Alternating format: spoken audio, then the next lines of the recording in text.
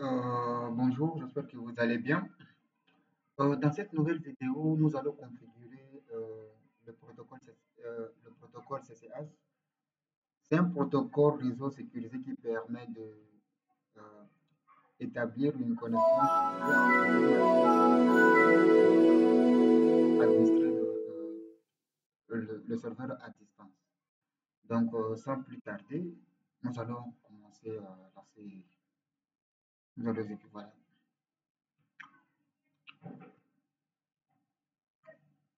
Donc, en attendant, on attend que le routeur se redémarre. Voilà, c'est bon. Donc, c'est quoi l'objectif? L'objectif, c'est le PC1, il est autorisé à contrôler le routeur à distance. C'est-à-dire que le PC1 peut avoir l'accès sur le routeur, mais le PC2 n'a pas le droit de se connecter vers le CCH. Donc, on fait enable, configuration terminale. Donc, ici, on fait interface, poste interne 0/0. On fait IP adresse. On fixe une adresse IP au niveau de l'interface 1.1.255.255.255.0. On active l'interface. OK. On fait exit. Donc, premièrement, on doit d'abord sécuriser le mode enable. Enable secret, on donne admin. Ensuite, IP domaine, on va donner un nom de domaine. Bon, on fait LAN. Réseau LAN, c'est bon. Après, on fait crypto. Clé génère ça. Ici, on donne 100.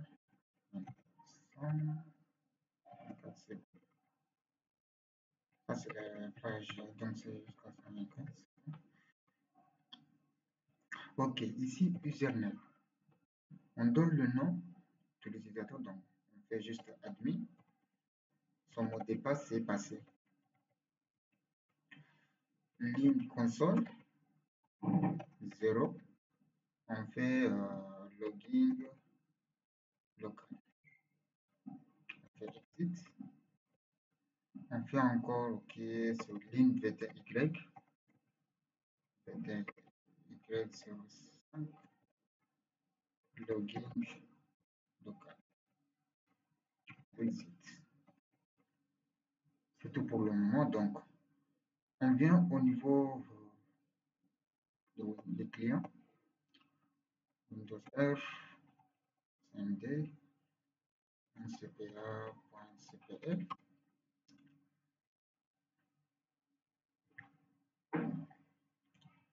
Donc,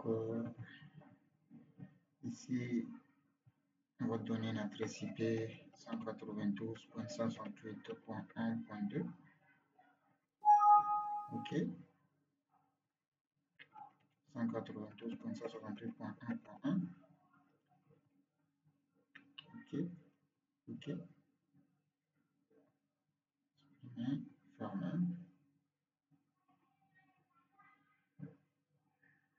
C'est pas encore dans le réseau.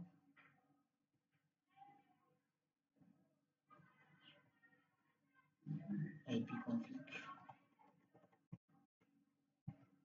Fait un ping vers 192.168.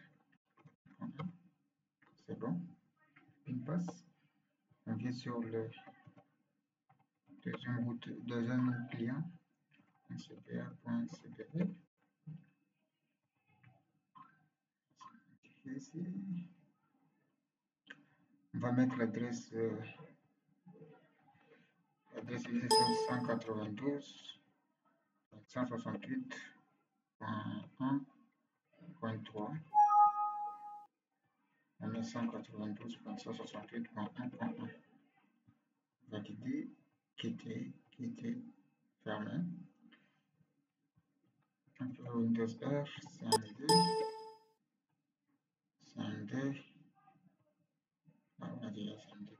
Donc, on va faire d'abord la connexion entre ressources qui arrive à venir vers le PC1. Très bien. Donc, ici, c'est le client 2. Le client 2, pour l'instant, il peut avoir l'accès sur le SSH. Donc, peut rentrer. Donc, si on met l'adresse IP 192.168.1.1, il a l'autorisation de se connecter vers le SSH. Root, admin, on dit pas c'est passé.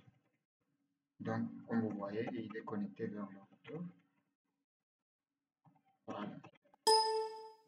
Donc, pour éviter, parce que dans une entreprise, tu ne peux pas autoriser tous les clients d'avoir l'accès sur les équipements. Donc, on vient au niveau du routeur. Qu'est-ce qu'on va faire? On va créer une access list. On fait access list. Hein? Permis. On va mettre l'adresse IP du PC1. On va mettre son adresse IP.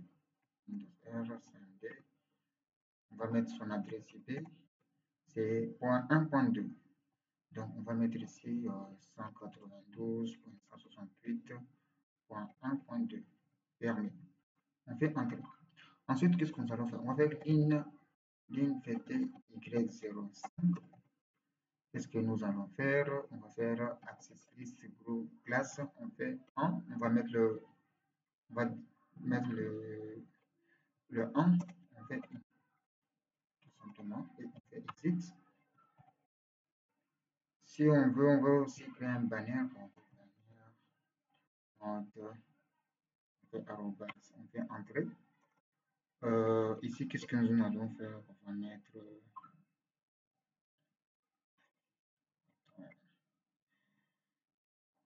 pardon. Juste bon, juste comme ça.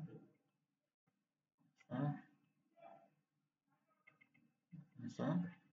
Et on écrit notre message ici, on fait accès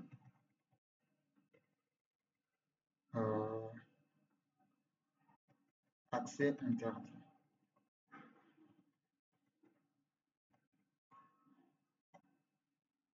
au client non autorisé.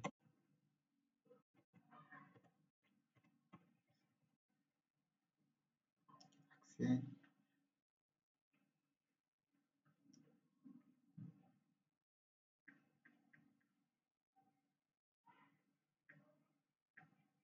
voilà, accès interdit non autorisé. Bon, accès interdit, c'est bon.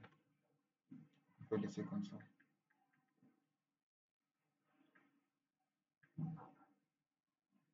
Accès interdit. Et on va faire quoi?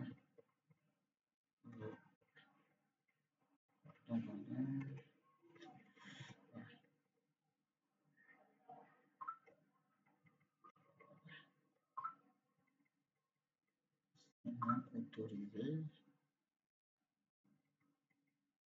Et faire entrer. Ok, très bien. Donc, tout à l'heure, là, on était connecté vers le SSH. Ici, ça a bien marché. Maintenant, on quitte, on ferme et on revient à nouveau. Maintenant, nous allons voir est-ce qu'il peut avoir l'accès de se connecter vers le routeur. Open.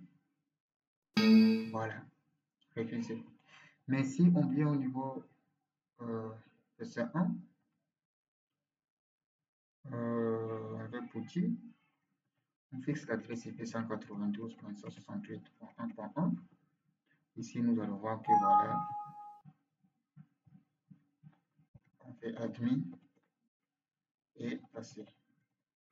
Voilà, donc il n'y a que le PC1 qui peut avoir l'accès au niveau du. Voilà, merci.